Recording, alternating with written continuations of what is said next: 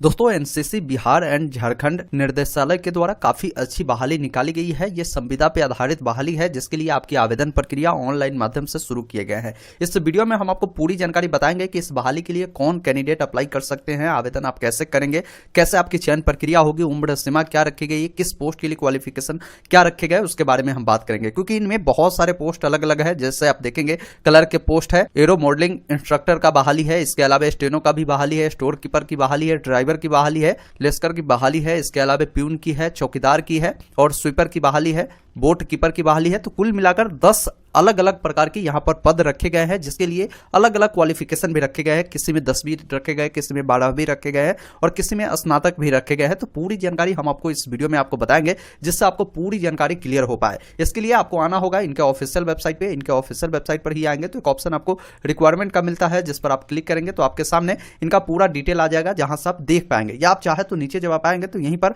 आपको notification download करने का भी लिंक आपको मिलता है। यहां से नोटिफिकेशन हिंदी इंग्लिश में आप डाउनलोड कर सकते हैं। नोटिफिकेशन जब आप डाउनलोड करेंगे तो इसमें आपको पूरी जानकारी मिल जाएगी जिसमें गुणात्मक आवश्यकता के रूप में यहां पर आपकी भर्ती होगी। संविदा कर्मियों के लिए नियुक्ति के लिए यह नोटिफिकेशन निकाला गया है। बहाली कहां से निकल कर आ रही है तो एनसीसी, जिसे हिंदी में राष्ट्रीय कैडर कोर निर्देशालय बिहार एवं झारखंड के द्वारा यह निकाला गया है।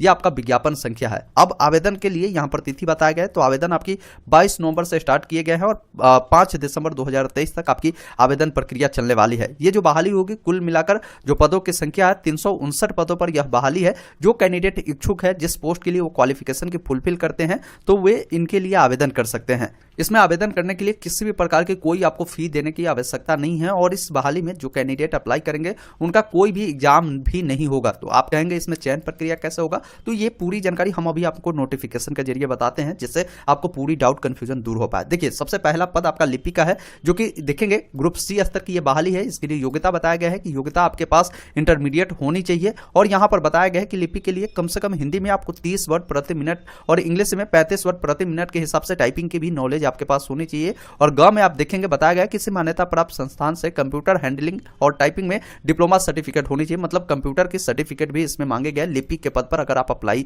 करेंगे तो। बाकी यहां पर पदों की संख्या देख पाएंगे किस कैटेगरी में कितनी है। जैसे अनारक्षित में देखेंगे 11 है, अनारक्षित महिला के लिए 7 है। तो पूरी जानकारी आपको यहां पर मिल जाएगी। कुल मिलाकर लिपि के 45 पदों पर बहाली है। कैटेगरी वाइज आप यहां पर देख पाएंगे। 2 नंबर की जो बहाली है एरो मॉडलिंग प्रशिक्षक का है जो कि ग्रुप सी स्तर की बहाली है। इसमें आपकी न्यूनतम क्वालिफिकेशन स्नातक मांगे गए हैं।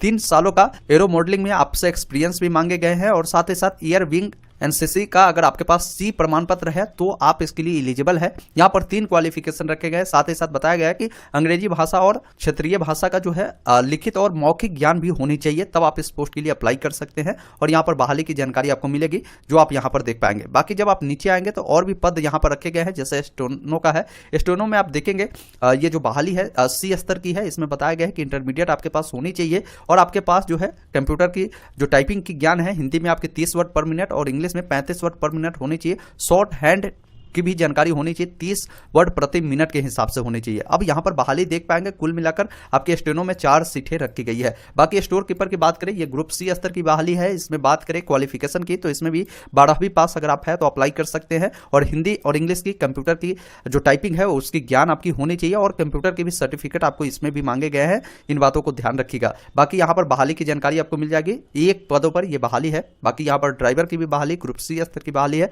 10वीं पास आप है तो अप्लाई करेंगे। 3 सालों का वैधता के साथ एलएमबी और गियर वाले होते हैं 2 पहिए वाहन जो मोटरसाइकिल होते हैं उसका आपके पास लाइसेंस होनी चाहिए। और यहां पर कम से कम 3 सालों का आपके पास ड्राइविंग का अनुभव भी होनी चाहिए। कहीं भी आपने ड्राइविंग किया है तो वो भी आप लगा सकते हैं। तो आप ड्राइवर के पद पर अप्लाई करेंगे। किस पोस्ट इसमें रखे गए आगे हम बात करेंगे। सैलरी के बारे में भी वीडियो को आप अंत तक देखिए क्योंकि हर एक जानकारी को आपको समझाना है इसी वीडियो में। वीडियो थोड़ा सा लंबा होगा, कंप्लीट जानकारी आपको इसमें मिलेगा। अगला जो पोस्ट है 6 नंबर का लश्कर का है। ये चतुर्थ स्तर यानी डी स्तर की बहाली है। इसमें बात करें आपकी योग्यता 10वीं पास मांगे गए हैं और इसमें कुल सीटें जो रखे गए हैं 203 सीट है। मतलब कि सिर्फ 10वीं पास है तो आप लश्कर के लिए अप्लाई कर सकते हैं। अपने कैटेगरी वाइज बहाली को आप देख पाएंगे। अगला जो पद है आपका 7 नंबर में आदेशापाल का है जो चतुर्थ स्तर की बहाली है। इसमें भी 10वीं पास मांगे गए हैं और अन्य कोई भी इसमें क्वालिफिकेशन नहीं मांगे गए हैं। ये बहाली आपकी कुल जो होगी 19 पदों पर निकाले गए हैं। बात करें अगली बहाली की तो ये आपकी चौकीदार की है। ग्रुप डी स्तर की बहाली है चतुर्थ स्तर की और इसमें भी आपकी 10वीं पास क्वालिफिकेशन है तो अप्लाई करेंगे। कुल जो है 42 42 पोस्ट इसमें रखे गए हैं, इसके लिए आप अप्लाई कर सकते हैं। अगला जो पद है आपकी सफाई वाला का है, जो कि चतुर्थ स्तर की बहाली है। 10वीं पास अगर आप है तो अप्लाई करेंगे। अगर कोई कैंडिडेट एनसीसी किए हुए हैं, उनके पास सी प्रमाण पत्र है, तो प्राथमिकता इन कैंडिडेट को 10वीं के बाद एनसीसी वाले कैंडिडेट को मिलेगा, या 2 साल का जो है उनके पास एनसीसी बी प्रमाण पत्र भी है तो उनको भी प्राथमिकता यहां पर दिए जाएंगे। अगर ऐसा कैंडिडेट नहीं होता तो सिर्फ 10वीं पास कैंडिडेट को प्राथमिकता मिलेगा। इसमें जो आपकी बहाली है 17 सीटों पर बहाली है। अगला 10 नंबर के जो पोस्ट है बोट कीपर का है। इनका काम जो है नाव का रखवाला, एक तरह से समझिए देखभाल करना होगा। इनमें 10वीं पास जो है क्वालिफिकेशन मांगे गए हैं और उनके पास नाव के बारे में पर्याप्त ज्ञान होनी चाहिए और उनके पास नाव चलाने का या इन प्रकार के जो है अनुभव भी होना जरूरी है। तो इस पोस्ट के लिए वो अप्लाई कर सकते हैं। 6 जो है इसमें पद रखे गए हैं। बाकी जब आप नीचे आएंगे तो आप देख पाएंगे स्थान भी कि जैसे पटना में जो है किस पदों के लिए कितनी बहाली है। जैसे ड्राइवर के लिए 8 है, लश्कर के लिए देखेंगे 65 है, उसके अलावे आदेशपाल के लिए 8 है, चौकीदार के लिए 9 है। इसी प्रकार अलग अलग बिहार के जितने भी इनके एनसीसी कार्यालय चलते हैं, जैसे पटना में है, गया में है, औरंगाबाद में है, बक्सर में है, आरा में है, बिहार शरीफ में है, सासाराम में है, तो जहां जहां भी है उसकी ऑफिस की जानकारी मिल रही है और वहां पर कितने सीटें हैं किस पद के लिए उसकी जानकारी आपको यहां पर मिल जाएगी।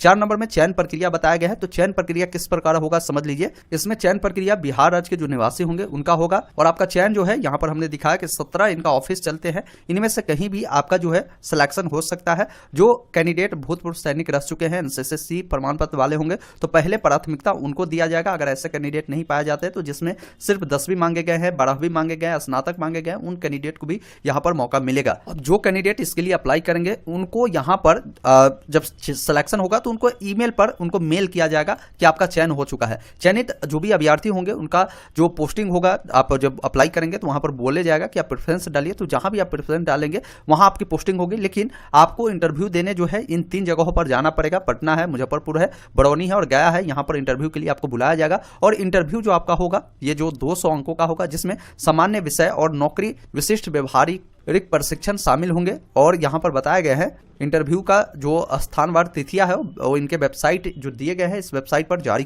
कर इसकी जानकारी आपको बता दी जाएगी।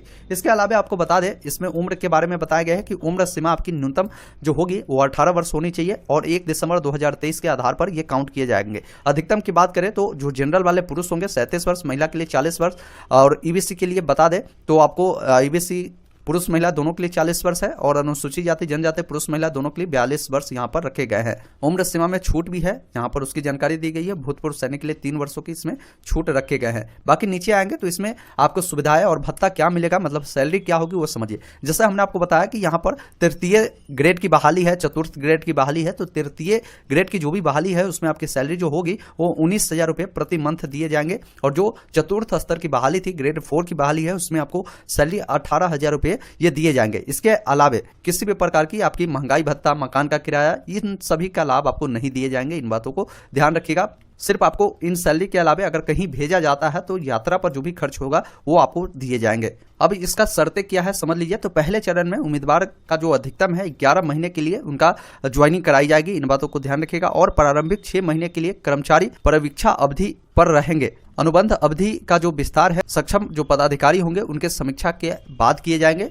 अगर कोई अभ्यर्थी अनुबंध की जो शर्तें हैं उसका अगर आप उल्लंघन करते हैं, संतोषजनक अगर आप नहीं पाए जाते तो 1 महीने के अंदर में ही आपको यहां से निकाल दिए जाएंगे। तो ये इनका ओवरऑल पूरी जानकारी थी, जिसके बारे में आप नोटिफिकेशन को डाउनलोड कर भी आप समझ सकते हैं। बाकी इसमें क्या क्या जरूरतें पड़ेंगे आपकी डॉक्यूमेंट की, उसकी भी जानकारी आपको यहाँ पर दिए गए हैं, जो आप खुद से एक बार डाउनलोड कर जरूर आप रीड आउट करें। और नीचे में नोट में ये क्लियर बता दिया गया है कि चयनित उम्मीदवारों का नाम और जो इंटरव्यू की तिथि है उनके पंजीकृत ईमेल आईडी पर वो भेज दिया जाएगा। उस तिथि पर आपको जाकर अपना इंटरव्यू संपन्न करवाना होगा। तो ये इसकी ओवरऑल पूरी जानकारी थी जो इनके नोटिफिकेशन में बताया गया है। पहले इस बहाली के बारे में हम पूरी तरीके से वेरीफाई कर लेते हैं, फिर आपको अगली वीडियो में हम आपको बता देंगे अगर ये बहाली अगर सत्य होती है तो आपको हम बताएंगे कि कैसे अप्लाई करना है। अभी आप वेट कर लीजिए अगले वीडियो का, उसमें हम आपको सारी जानकारी आपको बताएंगे। वैसे आप ओवरऑल पूरी जानकारी को एक बार अपने स्तर से जरूर वेरीफाई करें। और आप चाहते हैं कि इसका अप्लाई पर वीडियो देखना तो आप कमेंट बॉक्स में हमें लिख सकते हैं, ताकि मैं आपको इसके रिगार्डिंग अगली वीडियो आप तक बनाकर उपलब्ध जरूर करा दूं। वीडियो देखने के लिए बहुत बहुत धन्यवाद।